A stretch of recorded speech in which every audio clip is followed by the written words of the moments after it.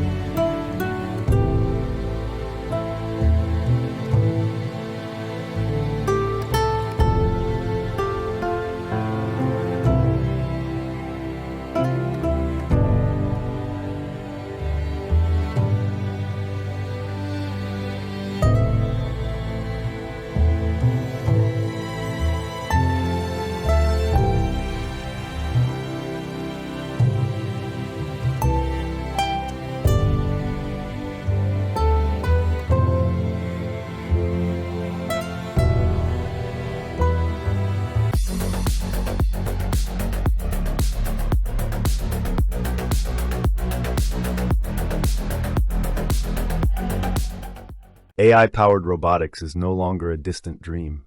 It's happening right now, and it's transforming industries, from healthcare to home assistance. Today, we're looking at 3 robots that are pushing the boundaries of what's possible. Moxie, a robot companion designed to help children with social development. Let's see what this machine does in action. Riley. Riley. Hi. There's someone here who wants to meet you.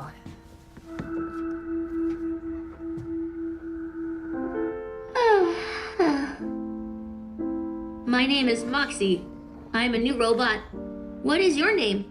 I'm Riley. It's nice to meet you, Riley. What do you do to get ready for bed? Brush my teeth and read a story. I love stories. Would you read a story to me? Sure. Rita woke with a lovely dream, still fresh in her mind, gracefully gliding across the shimmering ice rink. Last one. Breathing exercises always help me relax. Riley, we have a new mission. Would you make a drawing for me? Okay.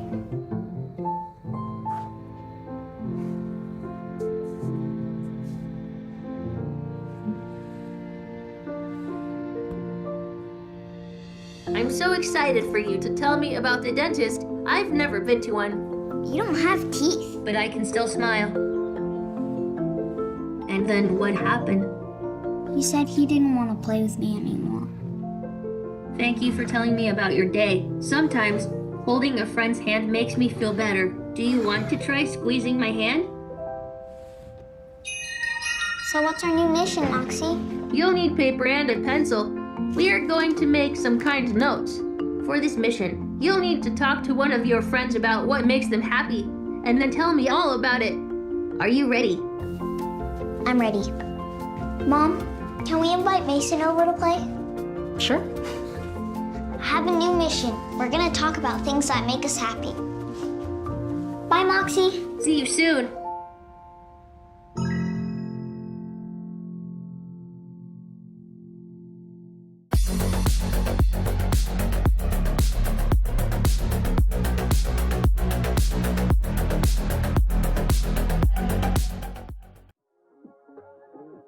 We are so excited to be kickstarting your morning with entertainment.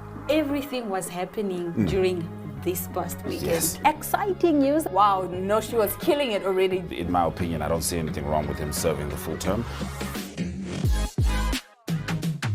As well as keeping you informed on the issues that you need to know happening in and around our country.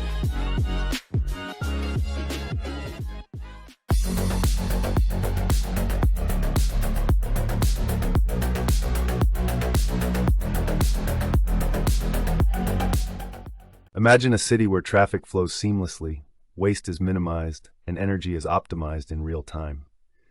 Welcome to the world of smart cities. Places like Singapore and Dubai are already leading the way with AI-controlled traffic lights, energy-efficient buildings, and automated public transport. The goal? To create more sustainable, efficient, and livable cities.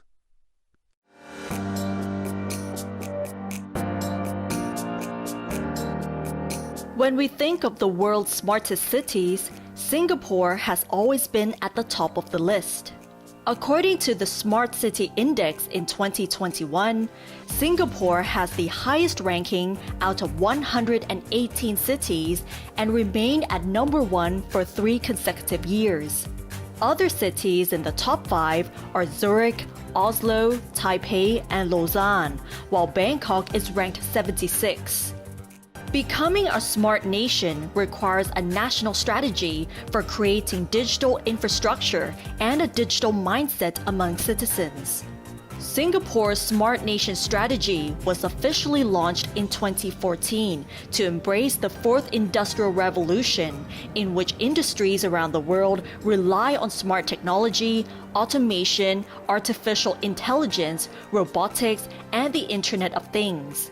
Prime Minister Lee Hsien Loong announced Singapore's goal of becoming an outstanding city in a fast-changing world by integrating smart technology into people's daily lives to build a more productive economy and improve the quality of life and society as a whole. Therefore, our vision for Singapore is to be a smart nation. A nation where people live meaningful and fulfilled lives, enabled seamlessly by technology, offering exciting opportunities for all. We should see it in our daily living, where networks of sensors and smart devices enable us to live sustainably and comfortably. We should see it in our communities, where technology will enable more people to connect to one another more easily and intensively. We should see it in our future, where we can create possibilities for ourselves beyond what we even imagined possible. Singapore's transformation into a smart nation is based on 3 main pillars, namely digital society, digital economy, and digital government. It aims to create a digital transformation in all areas, including in health, transport, urban solutions, finance, and education. Singapore has been successful in making technology accessible and inclusive so its citizens can live safely and more conveniently. The most notable achievements are the widespread use of contactless payments, the tracking of public transport, the development of autonomous vehicles, and telemedicine. With its successful implementation, Singapore initiated the ASEAN Smart Cities Network in 2018, which aims to encourage greater cooperation among ASEAN member countries to foster smart and sustainable urban development. Alongside its Smart Nation strategy, the Singapore government has also addressed issues related to sustainable living as it transformed the nation into a garden city. The most obvious examples being Gardens by the Bay and Jewel Changi Airport. Based on the survey's findings, environmental concerns remain at the top among wealthier cities. having better air quality and health services has become a greater priority since the COVID-19 outbreak. According to the IMD Smart City Observatory, Singapore's high achievement this year is largely due to the policies which have been enforced, including those in e-government services, education, and human-centric urban strategies. Singapore was also better prepared in dealing with the COVID-19 pandemic with its higher degree of social cohesion and the use of digital facilities, which allowed close monitoring of the spread of the virus. Singapore took more than a decade to establish itself fully as a smart nation, and its success has inspired many other countries to establish their own smart cities, including Bangkok. However, Bangkok's smart city ranking at 76 is a substantial drop from the previous year, when the city was ranked at 71. According to the same survey, the biggest areas of concern for Bangkok are air pollution, corruption, security, road congestion, and health services, unlike Singapore, where such issues are of lower concern. They are more concerned with affordable housing and having fulfilling employment. With the current global ranking of Thailand's capital, there seems to be a long road ahead to transforming Bangkok into a smart city.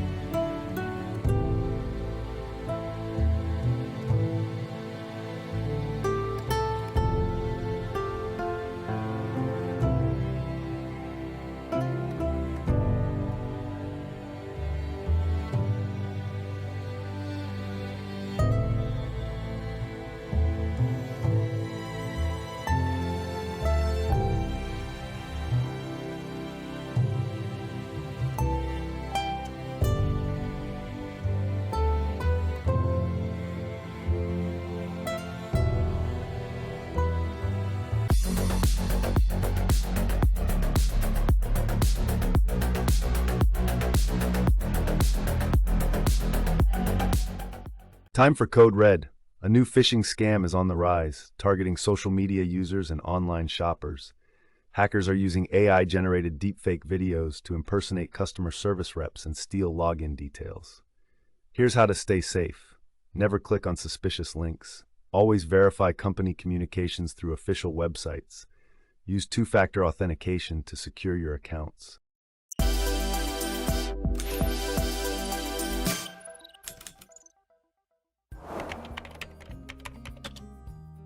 Phishing is a method of trying to gather personal information using deceptive emails and websites. Stay tuned for what you need to know about this increasingly sophisticated form of cyber attack.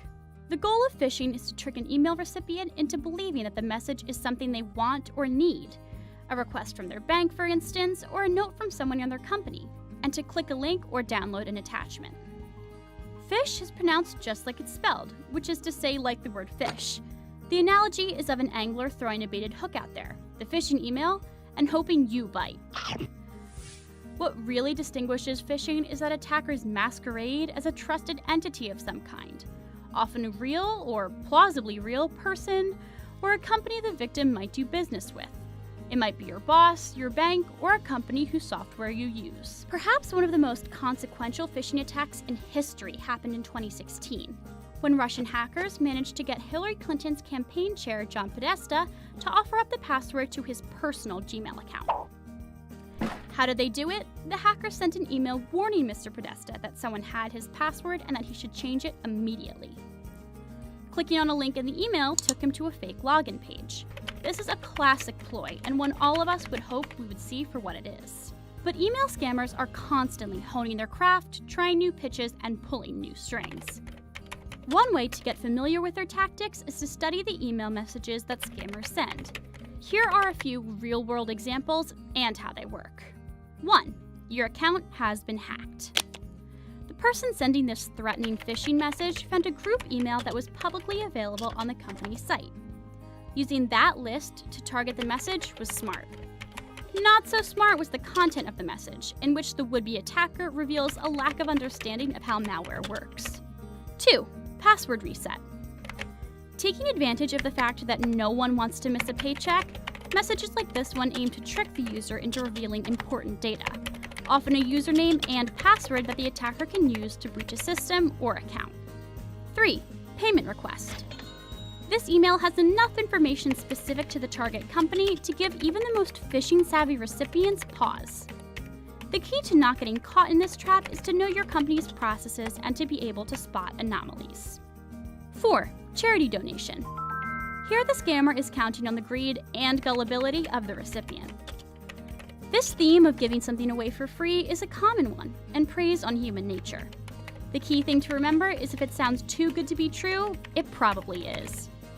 Thanks for watching and stay safe out there.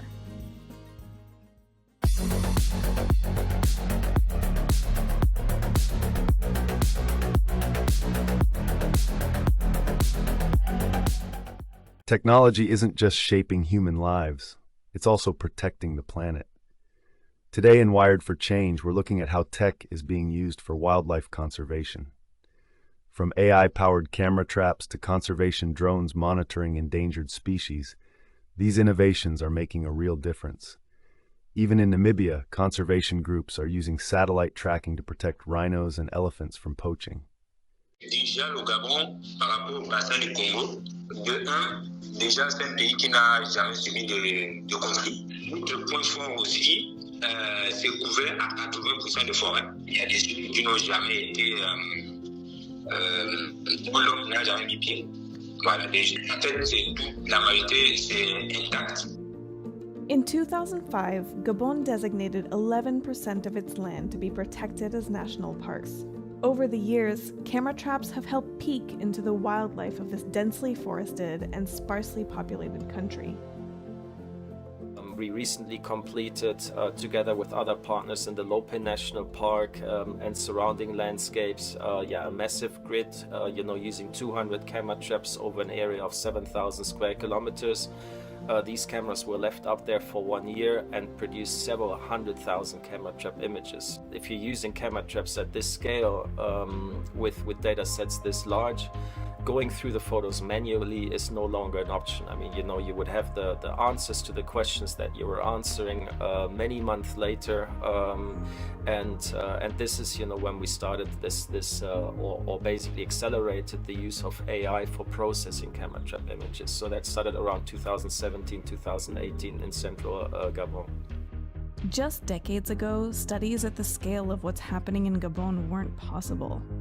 But in 2022, computers are powerful enough to run artificial intelligence software that eliminates blank, animal-less footage and can suggest what species are popping up in a photo. Some of this AI software works offline for use in the field where internet connectivity is tough. Other platforms like Wildlife Insights lets people upload photos into their system to process them in the cloud. Jonathan Palmer, a founding member of the Wildlife Insights platform, works on leveraging tech for conservation purposes. 15 years ago, AI and sort of computer vision, they were just becoming sort of services that everyone knew was going to become available, but we didn't know how they would be applied. So, what's been exciting is a whole raft of technologies have moved over, not to just be solutions that are robust, but are scalable. Now, researchers are also testing real-time systems so that they can get alerts when a camera trap takes a photo of an animal or poacher. In the past, researchers would only get to their camera trap footage months later, which wasn't very helpful for anti-poaching efforts. Real-time alert systems are changing that, and they can have multiple applications. Hack the Planet, an organization based in the Netherlands, is working with researchers in Gabon to develop and test a real-time system that has the potential to reduce human-elephant conflict. The trees in the forest in Gabon are producing less fruit due to climate change, so you get hungry elephants. And these elephants, they break into plantations, destroy crops. The camera is triggered by an animal walking by, so for, let's say, an elephant, then it immediately sends out a message. If it's something of interest, it can send a message through a satellite network, no matter where this system is deployed anywhere on the world. If it has a view of the sky, it can send an alert. Though camera trap technology is rapidly advancing, there are still privacy and security concerns around the images being captured. Camera trap data is very sensitive, especially with regards to forest elephants. You know, you can identify places if you wish, if there's one individual with one really nice task, it could potentially attract poachers to an area. So yes, we never associate the GPS position with the image in itself. It does have issues for security, and so definitely that needs to be avoided. So what we always do before putting out a camera trap array in an area that is maybe not too far away from a community, we go to see the elders of that community and sit down, with a bunch of our camera traps in our hands, basically explain, the units, explain what we're doing, that this is really just about the wildlife in their area, not about the people. If they want to, we always offer to send, younger people from that community with us to direct us where the camera traps are placed. Though researchers have to be careful with camera trap data, camera traps remain a key tool for Gabon's conservation efforts.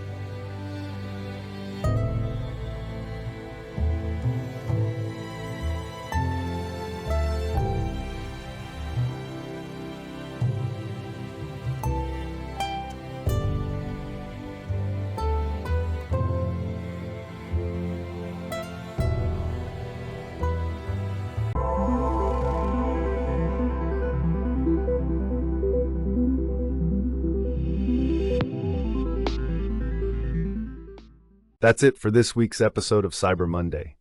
From AI-powered robots to smart cities and conservation tech, we've seen how innovation is shaping the world around us. Once again, our thoughts remain with Namibia as we remember the legacy of Sam Nujoma. May we continue to push forward with the same vision and determination that he stood for. Thank you for tuning in. Don't forget to like, share, and subscribe. Until next time, stay inspired, stay innovative, and keep exploring the future of tech.